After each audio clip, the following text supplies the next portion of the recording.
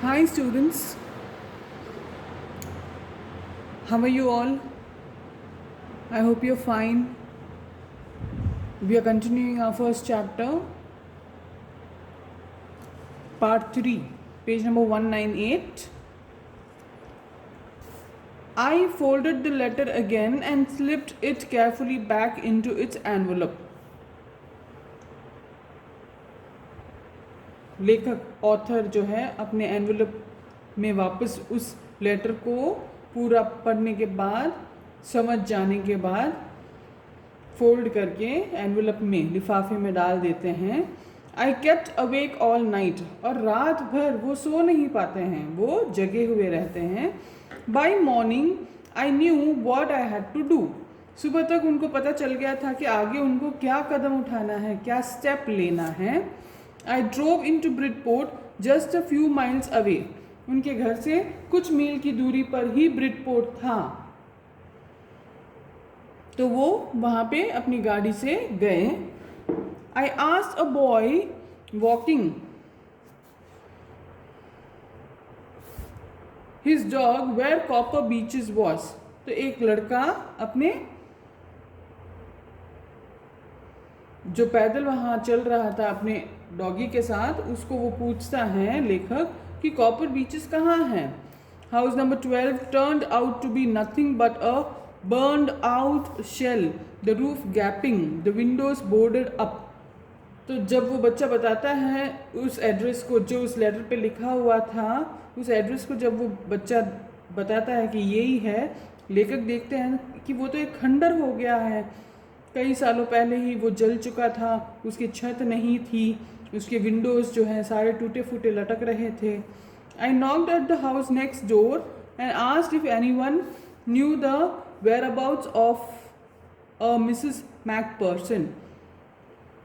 तो उस खंडर बिल्डिंग के पास पड़ोसी घर पे जाके खटखटाते हुए दरवाज़ा, लेखक जो है पूछते हैं कि क्या आपको कोई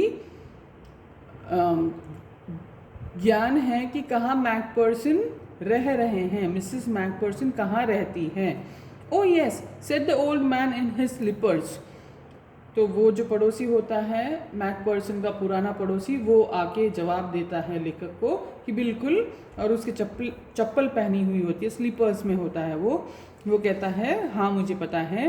ही न्यू हर वेल, बहुत अच्छे से वो जानता था मिसेस मैकपर्सन को. A lovely old lady he told me. उन्होंने ये भी बताया लेखक को कि वो बहुत ही अच्छी बूढ़ी वृद्ध औरत थी. A bit muddle-headed, but at her age she was entitled to be. थोड़ी सी कभी कभी कंफ्यूज्ड रहती है, लेकिन स्वाभाविक है, उस उम्र में सभी ऐसे ही होते हैं. Wasn't she 101 years old? क्योंकि वो 101 साल बूढ़ी थी. She had been in the house when it caught fire. और वो कहता है पड़ोसी, जो खुद एक वृद्ध व्यक्ति है, वो कहता है कि जब घर में आग लग गई थी तो मिसेस मैकपर्सन उस घर में ही थी. No one really knew how the fire had started. किसी को भी तो पता नहीं चला था कि आग कैसे लगी घर में. But it could well have been candles. पर शायद हो सकता है कि मोमबत्ती, कैंडल्स की वजह से आग लग गई थी. She used candles rather than electricity because she always thought electricity was too expensive. क्योंकि मिसेस मैकपर्सन जो है अक्सर इलेक्ट्रिसिटी के बजाय मोमबत्तियों को यूज़ करती थी. उनका सोचना ये था कि इलेक्ट्रिसिटी जो है बहुत ही महंगी है, खर्चीली होती है, बिल उसका बहुत ज़्यादा आता है. The fireman had got her out just in time. और सही समय पे फायर ब्रिगेड मैन जो हैं वो आ गए थे और उन्होंने मिसेस मैकपर्सन को बचा लिया था. She was in a nursing home now he told me.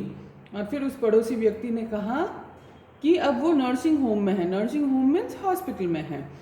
Burlington house on the Doncaster road on the other side of the town. Address बताते हैं नर्सिंग होम का, हॉस्पिटल का, कि ये बर्लिंगटन हाउस है नर्सिंग होम का नाम, जो डॉकेस्टर रोड पे है, और ये इस कस्बे के दूसरी ओर है, जहाँ पे अभी लेकर खड़े हैं दूसरी तरफ है ये nursing home. Next paragraph, page number 199. I found Burlington house nursing home easily enough. तो लेखक बताते हैं कि बर्लिंगटन नर्सिंग होम हॉस्पिटल जो है बहुत ही आसानी से उन्हें मिल गया था। There were paper chains up in the hallway and a lighted Christmas tree stood in a corner with a lopsided angel on top. उन्होंने कहा कि कुछ डिज़ाइनिंग पेपर्स लटक रहे थे और ऊपर के बालकनी के कोने में एक क्रिसमस ट्री भी था जिसपे एक एंजल थी। I said I was a friend come to visit Mrs. Macpherson to bring her a Christmas present।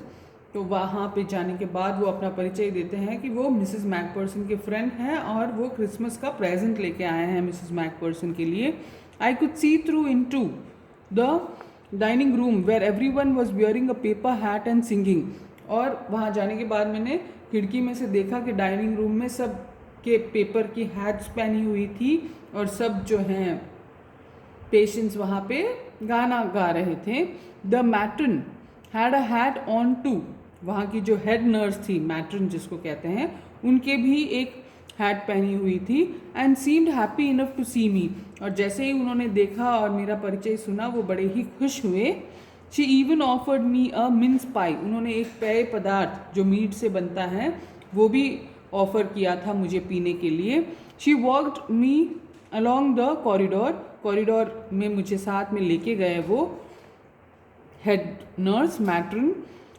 Mrs McPherson is not in with the others she told me. उन्होंने कहा कि अन्य सभी पेशेंट्स के साथ मिसेस मैकपर्सन नहीं हैं। She is rather confused today so we thought it best if she had a good rest. वो थोड़ा कंफ्यूज थी आज, इसीलिए हमने सोचा कि अगर वो आराम ही करे अकेले में तो उनके लिए आज अच्छा होगा। She has no family you know. आपको पता है, लेखक को मैट्रन कहती है, उसका कोई परिवारजन नहीं है। नो वन विजिट्स, कभी भी कोई भी मिलने नहीं आता है इन्हें। So I am sure she will be only too pleased to see you. और मुझे पक्का विश्वास है कि आपको देखने के बाद वो बहुत ही प्रसन्न हो जाएंगी कि आप उन्हें विजिट करने आए हैं। She took me into a conservatory with wicker chairs and potted plants all around and left me। फिर मैट्रन जो है उन्हें एक अजीब सी जगह पे लेके जाती है जहाँ पे खूब सारे प्लांट्स हैं, पौधे लगे हुए हैं पॉट्स में, गमलों में। The old lady was sitting in a wheel chair. उन्होंने देखा कि मिसेस मैकपर्सन व्हील चेयर में, एक चेयर जो फिक्स नहीं होती है, मूवेबल होती है, उसके पहिए होते हैं और पेशेंट को उस पर बिठाया जाता है और एक जगह से दूसरी जगह लेके जाते हैं, उसे व्हील चेयर कहा जाता है। मिसेस मैकपर्सन ऐसे व्हील चेयर पे बैठी थी। हर हैंड्स फोल्डेड इन हर लैप। उनके हाथ फोल्ड किए हुए थे और उनके लैप पे, उनके गोदी में ऐसे रखे हुए थे। She had silver white hair pinned into a wispy bun. चांदी जैसे वाइट बाल थे मिसेस मैकपर्सन के और एक जुड्डा जैसा ढीला सा बनाया हुआ था। She was gazing out at the garden. वो एक टक देख रही थी गार्डन की ओर। Hello I said. She turned and looked up at me vacantly. जैसे ही मैट्रन उन्हें हेलो कहती है तो तुरंत वो मुड़ के मैट्रन को देखती है और मैट्रन उन्हें विश करती है, हैप्पी क्रिसमस कोनी। वो कहती है, हैप्पी क्रिसमस कोनी। आई वेंट ऑन, और मैं ऐसे बात करते गई। I found this, I think it's yours. और जब लेखक उसे हैप्पी क्रिसमस कहने के बाद वो लेटर देते हैं और कहते हैं कि ये मुझे मिला है और मुझे उम्मीद है कि ये आप ही के लिए लेटर था। As I was speaking her eyes never left my face. और जैसे मैं उनसे बात कर रहा था, जैसे लेखक उनसे बात कर रहे थे, एक टक मिसेस मैकपर्सन जो है, जिसका नाम कोनी भी है, वो लगातार उन्हें देख रही थी, पलकें नहीं झपका रही थी। I open the tin box and gave it to her. मैंने वो छोटा सा बॉक्स मेरे हाथ में जिसके अंदर लेटर था, लिफाफा था, उसे खोला और उन्हें दिया। That was the moment her eyes lit up with recognition and her face became suffused with a sudden glow of happiness. फिर अचानक से उनकी आंखों में मान लो एक रोशनी सी लग गई और चमक उठी उनकी आंखें और उनका चेहरे में भी एक चमक आ गई थी, खुशी की लहर उठी. I explained about the desk, about how I had found it, but I don't think she was listening. मैंने उनको पूरी बात बताई कि मुझे कैसे सेकेंड हैंड का एक डेस्क खरीदना था और उस डेस्क के ड्रॉयर में मुझे एक बॉक्स और ये लेटर मिला, लेकिन मुझे नहीं लगता कोनी ने, मिसेस मैकपर्सन ने मेरी कोई भी बात सुनी. For a while she said nothing. कुछ समय के लिए तो उन्होंने कुछ नहीं कहा, but stroke the letter tenderly with her fingers. लेकिन उन्होंने उस लेटर पे अपनी अंगुलियों से एक बार टक टक की आवाज़ की. Suddenly she reached out and took my hand. फिर अचानक से उन्होंने अपने हाथ से मेरा हाथ पकड़ा. Her eyes were filled with tears. उनकी आंखें आंसुओं से भर गई थी. You told me you'd come home by Christmas dearest, she said, and here you are, the best Christmas present in the world. Come closer Jim dear, sit down. तो Connie ने लेखक को ही जिम समझ लिया था. वो इतने बूढ़े थे, वृद्ध थे और इतने बेचैन थे कि उन्होंने लेखक को अपना जिम समझ लिया था. और बहुत ही प्यार से पोलाइट वे में वो कहते हैं कि तुमने वादा किया था कि तुम क्रिसमस पे आ जाओगे और आज क्रिसमस है और तुम आ ही गए. ये दुनिया का सबसे अच्छा क्रिसमस का तोहफा रहा. तो यहाँ पे बेटा आज की हम क्लास स्टॉप करते हैं. Next we will continue. It's a very small part जो बाकी रह गया है. We will continue in the next class. I hope you have understood the chapter. Until then, bye beta.